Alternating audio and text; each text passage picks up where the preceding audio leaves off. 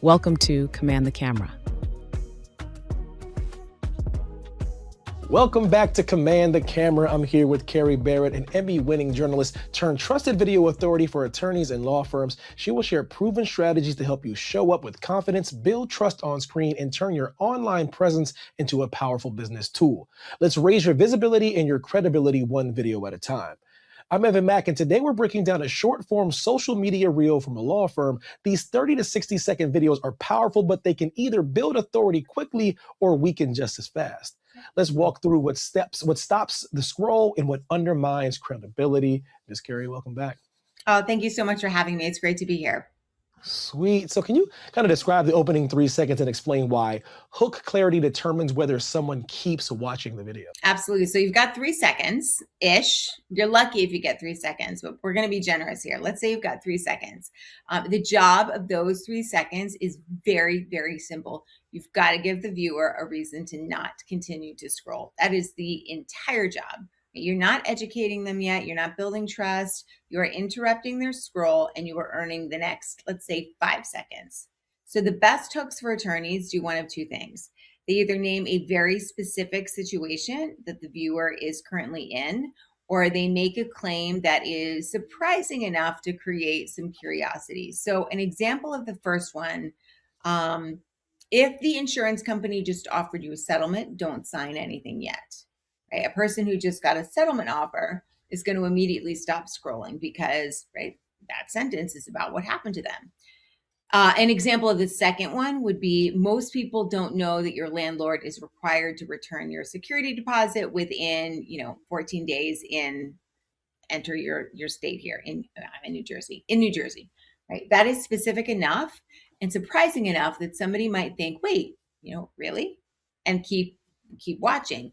What doesn't work is a generic opening. So today I want to talk about personal injury law. Nobody stops scrolling for that.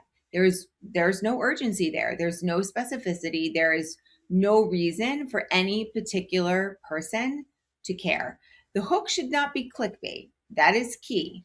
It needs to be relevant, though, to one specific person at one specific moment in their life. Can you break down the energy and the pacing, though? Does the delivery feel, composed and confident, rushed or reactive? Yeah, such a great point. Because pacing is a little bit different in short form video than it is in longer form. So in a short form video, people are accustomed when they go onto YouTube and they're looking for long form video, they are setting the agenda for themselves. They know they're in for 10 or 15 minutes. We know when we're watching social media that we're in for 3 or whatever. So you have less time and your viewer's patience is a little bit thinner. So the pacing needs to be brisk, but brisk is different than rushed. Brisk means every sentence has purpose and you move through them with a certain degree of momentum.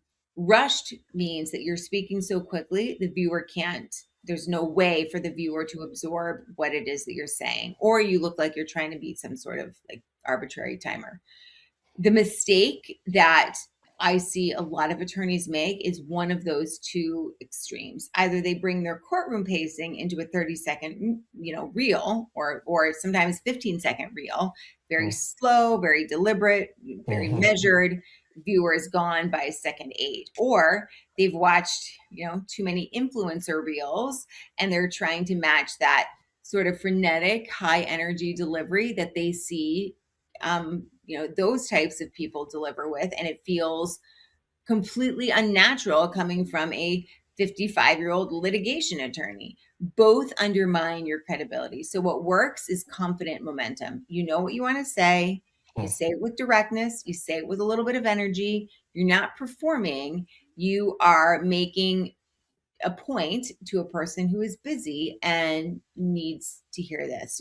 One of the ways that you can potentially think about it is if you are explaining something important to your spouse or your partner or your friend and they're about to walk out of the door. You don't speak slowly and deliberately. You also don't yell. You're clear, you're direct, you are efficient. Can you evaluate or maybe speak on the message focus, though? Yeah. So let's say you're doing 30 to 60 seconds. Like it's a good Mhm. rule of thumb. You can go longer, you can go shorter, but that's like a good idea. Regardless of how long that video is, it is one idea, just one video, right? This is where I see a lot.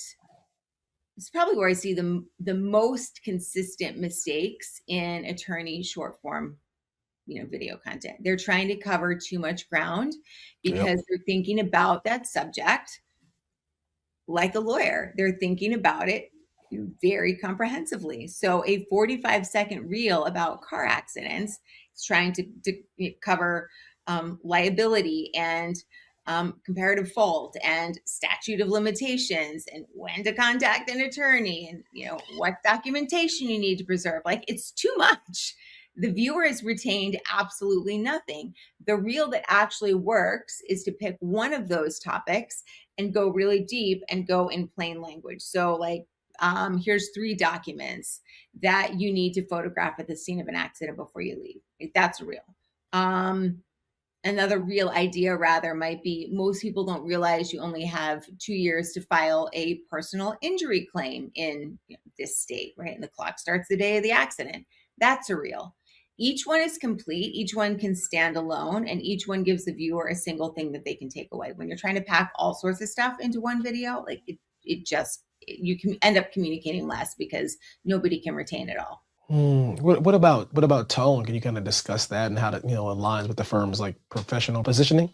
Yeah, it's one of those things like tone and nonverbals punch up, meaning they carry more weight than the words that you say, which punch down. So tone mismatch is a complete credibility killer, and it's more common than most people realize. So here's what happens.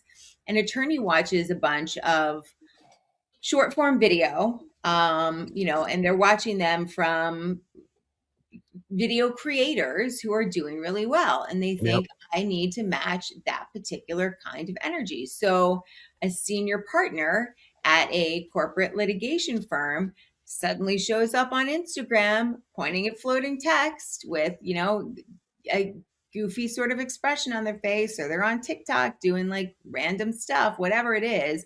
Their network sees it and thinks like, what is happening here? What is going on with Bob or Sue or whatever?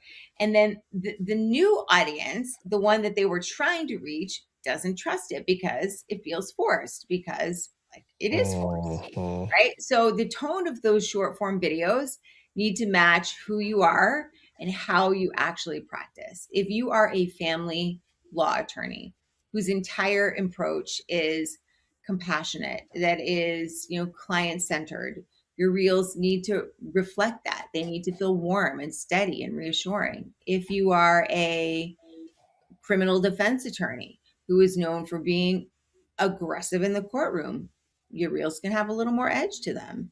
The key is authenticity of tone. A viewer will know pretty much immediately when someone's performing a version of themselves that they like, saw somewhere else and they're like taking inspiration from it. When they recognize that, right, that that recognition absolutely tanks your credibility. So your short form content at the end of the day sounds like you on a good day talking about something that you know well to someone who needs to hear it. That is the tone, right? Whatever that sounds like for you specifically, that's who shows up on camera. What about, can you break down the visual framing, the lighting and the background, the importance of that? Yeah, so it's a little bit different than long form video, which is very intentional. In short form video, the visual elements need to do like one thing, which is not distract. And that sounds, I'm sure, really simple, but a lot of reels fail in this particular spot.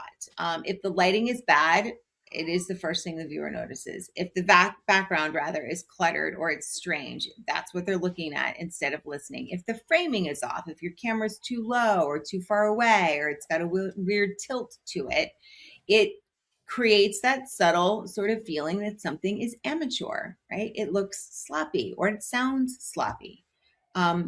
You do not need studio quality, right? You need some quality, but you don't need studio quality. So Right. decent natural light, You can get that with a simple ring light or a window. You need a clean background, right? So maybe it's your office or it's a bookshelf or it's a plain wall.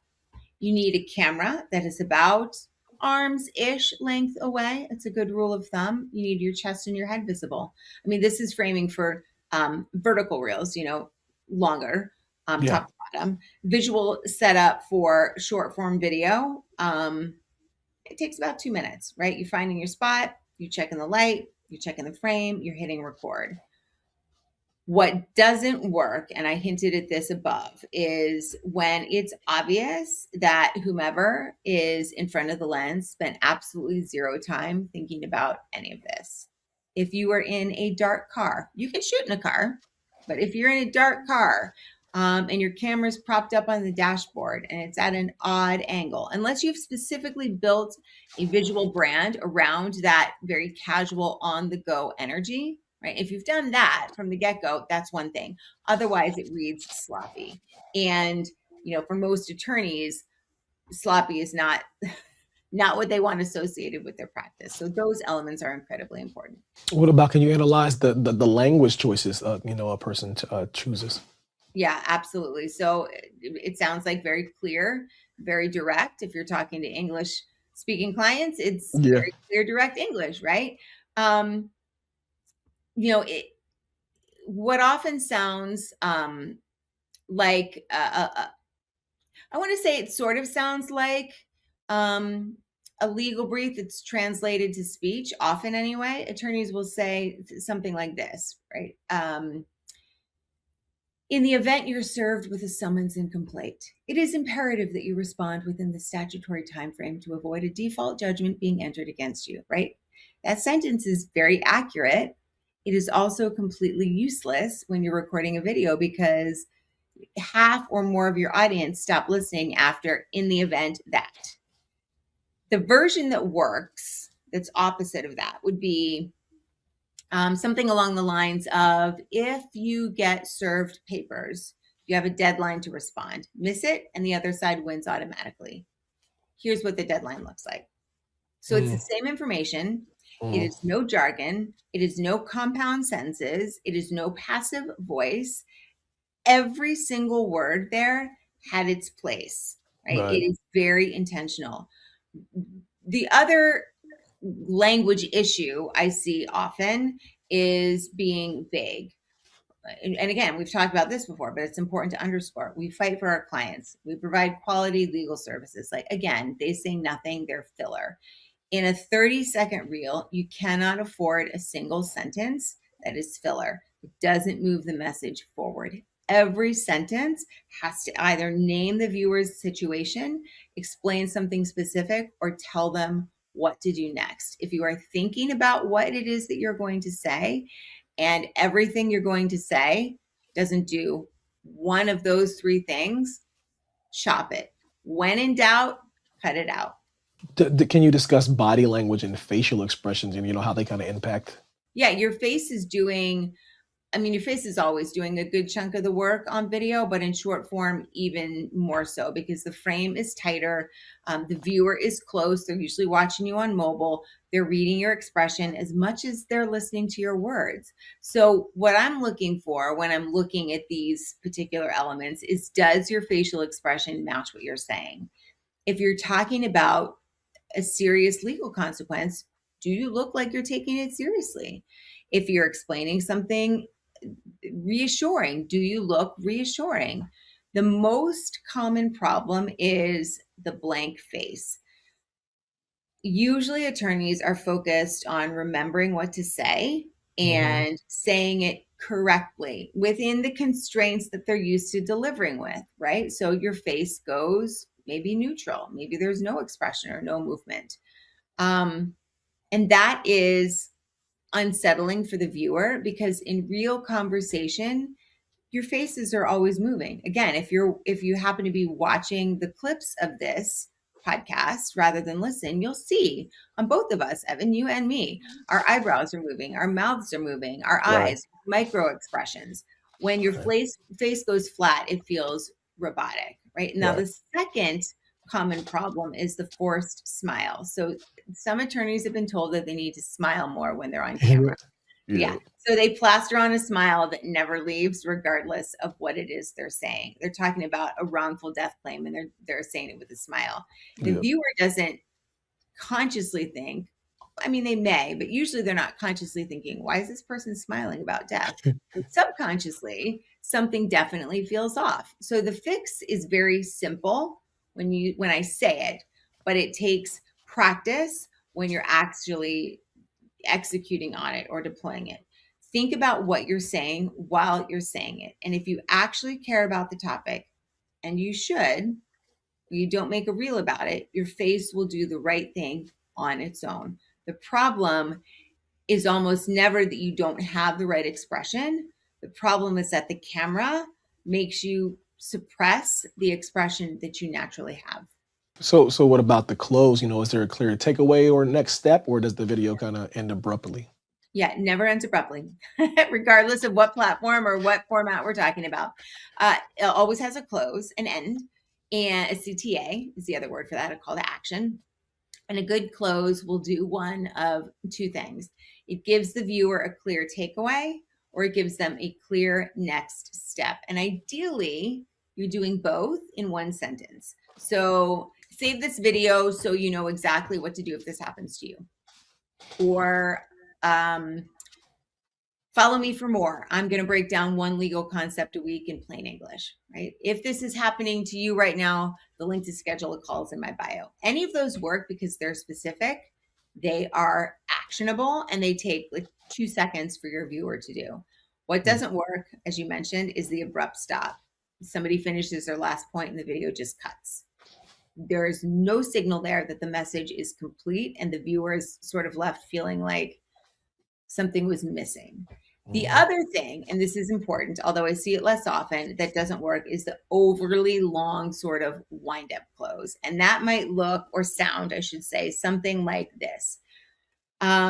So if you or anyone you know has ever experienced anything like this, please don't hesitate to reach out to a qualified attorney in your area who can help you navigate these complex legal waters. That sentence ate, like, I don't know, it must have been 5 seconds probably of a 30-second reel. And it said nothing. So tight close, one sentence, tell them what to do or remember, and that's all you need to do. So can you kind of summarize the small adjustments that would immediately elevate credibility without losing that authenticity that you were talking about? Yeah, there are 3 things. So just like we talked about with the homepage video on the episode prior, first is to rewrite your hooks. So go through your last 5 reels and look at the first sentence of each one of them. If any of them start with something like, today I want to talk about, or here's something you need to know about, those need to be rewritten to be specific and immediate. If you just got a DUI in New Jersey, here's what happens in the next 72 hours. That is a hook. Everything else is warm up, and short form video, you don't have time for any of that. Second is to cut your word count. So whatever you think is the right amount of content for 30 seconds, you want to cut about 30% of it. Wow. Most attorneys stuff their reels full of stuff because, again, leaving something out feels irresponsible.